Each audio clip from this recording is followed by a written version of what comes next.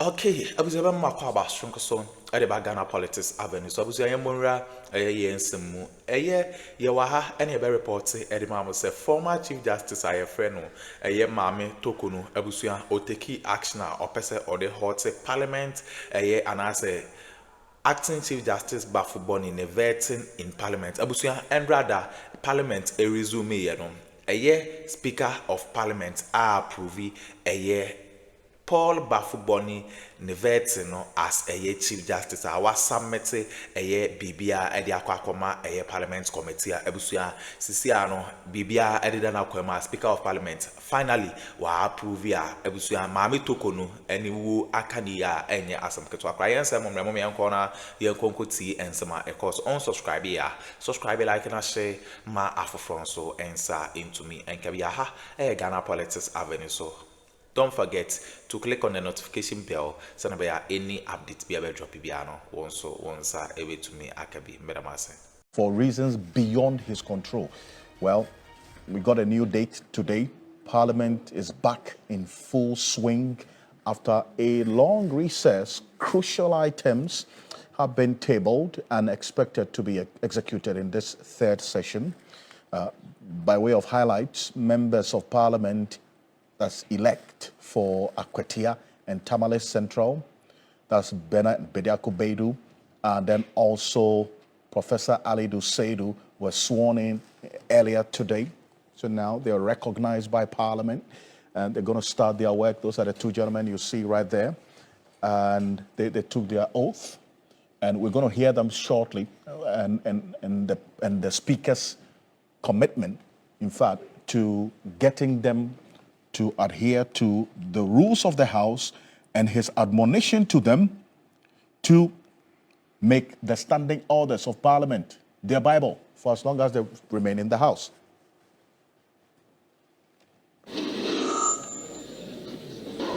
I say to Mahama do in the name of the Almighty God swear that I will bear true faith and allegiance to the Republic of Ghana. That I will bear true faith and allegiance to the Republic of Ghana. As by law established. As by law established. That I will uphold the sovereignty and integrity of Ghana. That I will uphold the sovereignty and integrity of Ghana. And that I will preserve. And that I will preserve, protect, and defend the Constitution of the Republic of Ghana. And defend the Constitution of the Republic of Ghana. So help me God. So help me God. We now take the oath of a member of Parliament. I, Sayyid Mahama Alidu, having been elected a member of Parliament, do. Having been elected a member of Parliament, do. In the name of the Almighty God, swear. In the name of the Almighty God, swear. That I will bear true faith and allegiance to the Republic of Ghana. That I will bear true faith and allegiance to the Republic of Ghana. As by law established. As by law established. That I will uphold.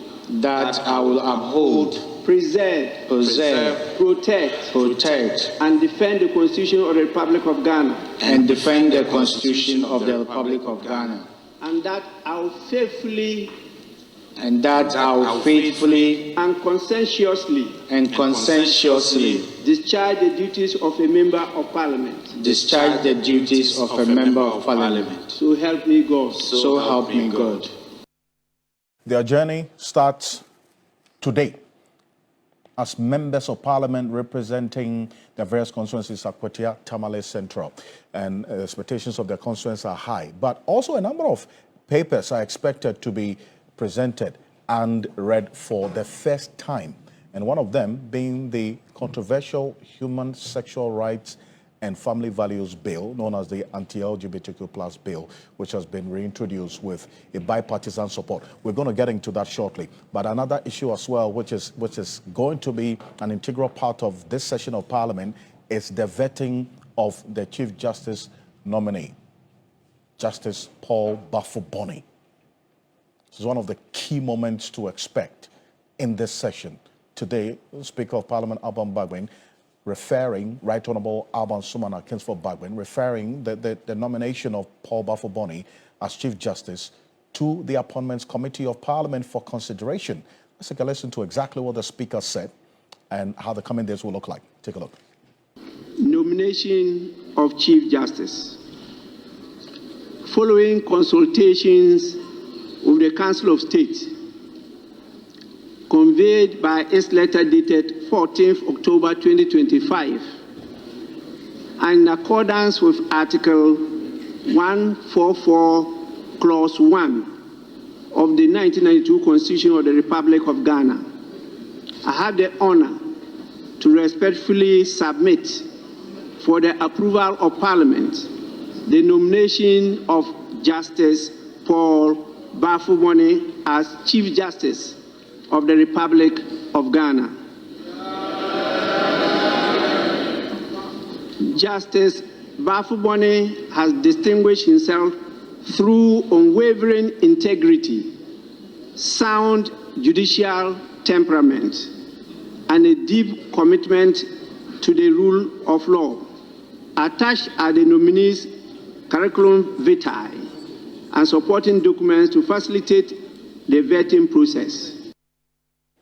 That's the Speaker there. But the minority in Parliament is opposed to this development. Let's hear from Minority Leader Alexander Apenyoma-King earlier today. While recent indicators show modest macroeconomic gains, these are yet to bring real relief to the ordinary citizen. The truth is, stabilization means little if the youth remain unemployed and families still struggle with the cost of living. Enough of the rhetorics. The 24-hour economy must not be an empty talk. Minority registers its unequivocal objection to the removal of the Chief Justice, Mrs. Gertrude Araba Esaba Saki Tokonu. We believe the process lacked transparency, violated constitutional principles, and set a dangerous precedent for judicial interference.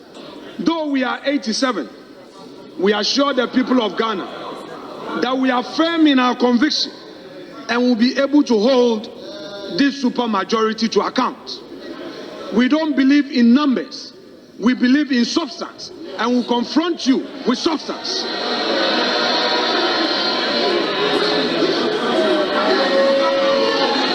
Mr. Speaker, we are a proud, mighty few who will speak truth to power and work tirelessly.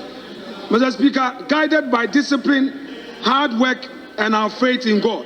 When your party lost in 2000, you led a charge with fewer numbers, and within a short period, you made progress. We also inspired by what we saw in 2016, said that by 2020, your side had made progress.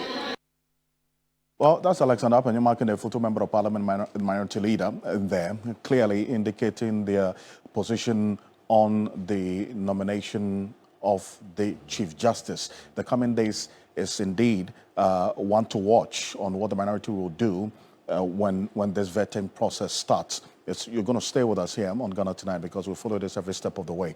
This Human Sexual Rights and Family Values Bill, this Anti-LGBTQ plus bill, this is the second time that this bill is going to have a taste of Parliament's debate and then also proceedings.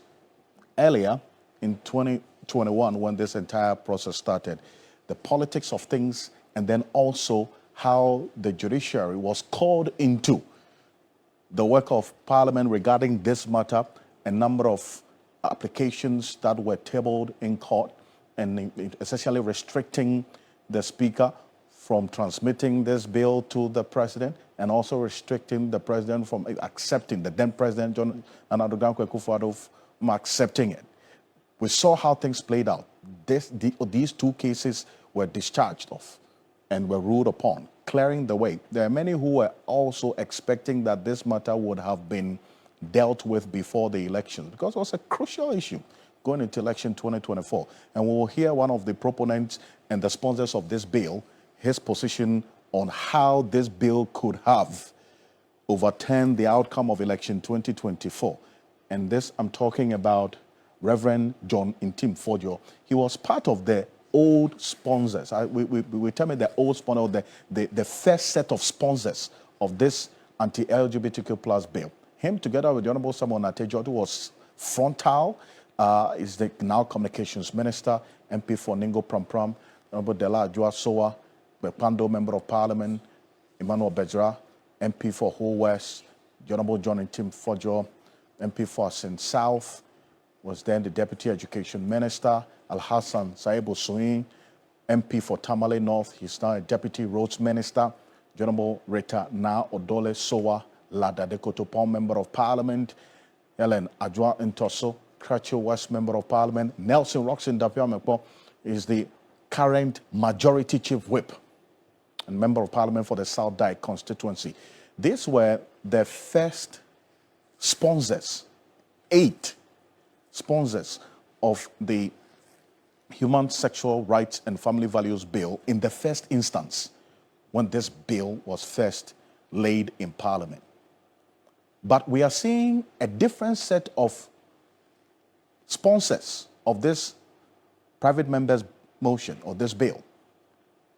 There are a few of them who retain their interest in this particular bill. And remember, when this bill, the debate was ongoing in Parliament, it was a unanimous one. We didn't see any opposition to the bill, at least by members of Parliament who were present on the day. But we are seeing the second time this bill is coming to Parliament having some different faces as the sponsors of the bill. John Etim Fodio is there. He was there in the first set of the sponsors. He is here in this new set who have gotten this bill reintroduced into the business of the House. This session is going to have to consider that, this Human Sexual Rights and Family Values Bill 2025. So the first was 2021. Reverend John Etim Fodio, the MP for Sin South, is there as a sponsor. Samuel Nate George is there as well. The current communications minister is also a member of the group of MPs sponsoring this private member's bill. Emmanuel Kwesi Bejra is there as well. Helen Adjoa Ntoso is there. Then there's a new person who's coming. Vincent Akowasefo, the old Tafo Member of Parliament, the former Deputy Minister of Local Government. Here's the latest addition to the list of sponsors of this Human Sexual Rights and Family Values Bill. Nuruddin Mohammed Mumuni, the MP for Narirugu Gambaga constituency, is a new person as well. Al-Hassan Tampoli, the MP for Gusheu, is also another new face. Rita now Dole Soa, previous also being seen in this second time. Tia Abdul Kabiru Mahama, the Wale Wale Member of Parliament, is also a new face in this list of MPs sponsoring this bill. And then there's Anthony Mie, the MP for Odotobri constituency. So there are about 5 persons now bringing the number to 10 from the previous 8 MPs who first sponsors this bill in 2021. Now we have 10 MPs who are sponsoring this new bill, Human Sexual Rights and Family Values Bill. And I say this is a new bill because, as we do know, by the rules of Parliament, when a bill before the House is not passed into law and accented to, the entire bill dies with the life of that Parliament. So this process is going to have to start all over again.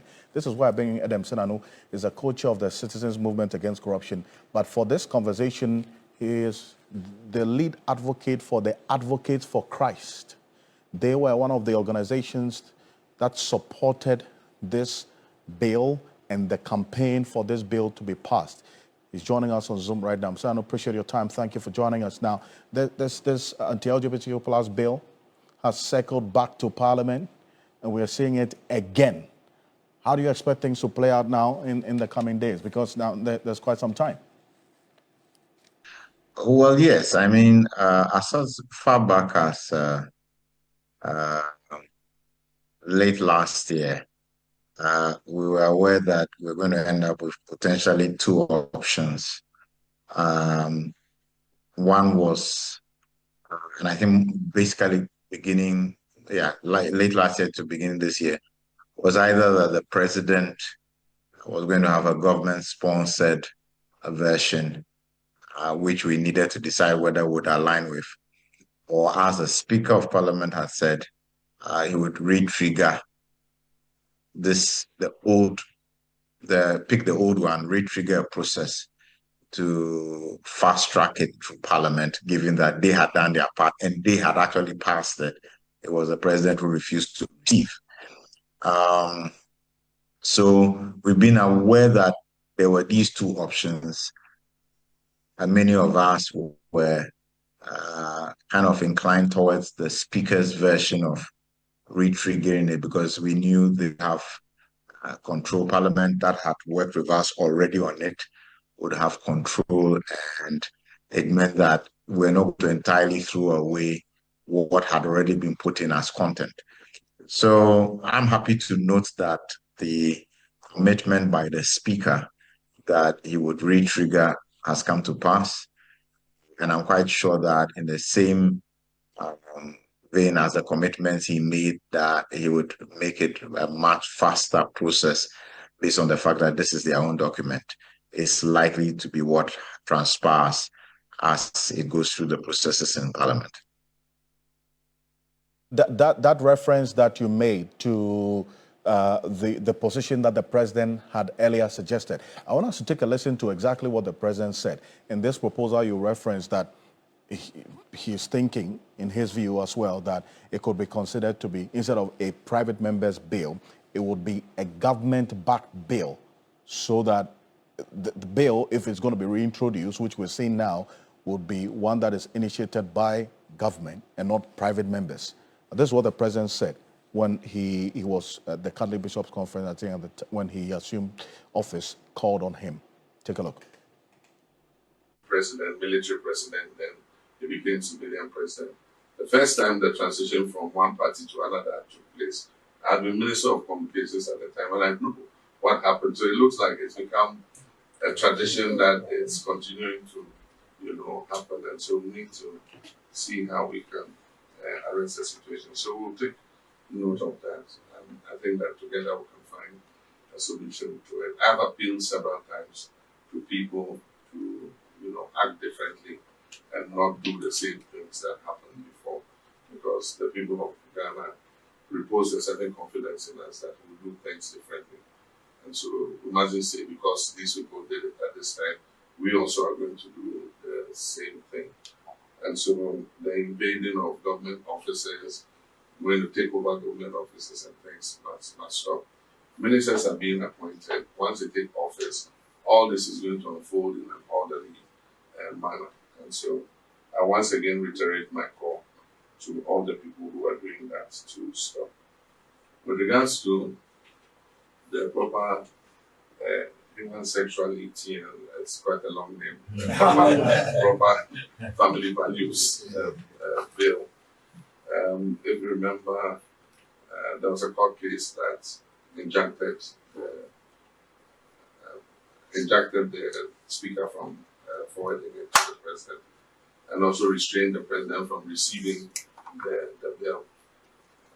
Eventually, that case was disposed of in December, I think on the 18th or so. Mm-hmm. Yeah, so it meant that the injunction had been cleared. But as far as I know, the bill did not get to the President for assent. And so the convention is that all bills that are not assented to before the expiration of the life of Parliament expire. And so that bill effectively is dead, it has expired. I don't know what the promoters of the bill intend to do, but I do think that we should have a conversation on it again, so that all of us, if we decide to move that bill forward, move it forward with a consensus. And probably it shouldn't be a private member's bill. It probably should be a government bill with governments behind it after consultation with all the stakeholders to see how we're able to move this forward. So, Mensano, that was the president's proposal that the proponents of this bill, the sponsors, sit down, have a conversation so that instead of it coming in the form of a private member's bill, as we have seen it come again, the second time, he was proposing a government-backed bill, that government will back it with its powers to go to parliament. But now we're seeing it take the form again of a private member's bill. For you, the proponents of this bill, the supporters of this bill, what would you have supported? What I alluded to, that from the end of last year and essentially at the beginning of this year, we were already aware of two options. One was the government-sponsored version. Okay, I was aware and some also our political highway. So Speaker Bagbin and finally who approve Paul Baffoe Bonnie vetting as Chief Justice. But I must some of Japan in some way at my Ghana Politics Avenue. And don't forget to click on the notification bell so that any updates be a drop piano also once a bit to me aka Madam Ase.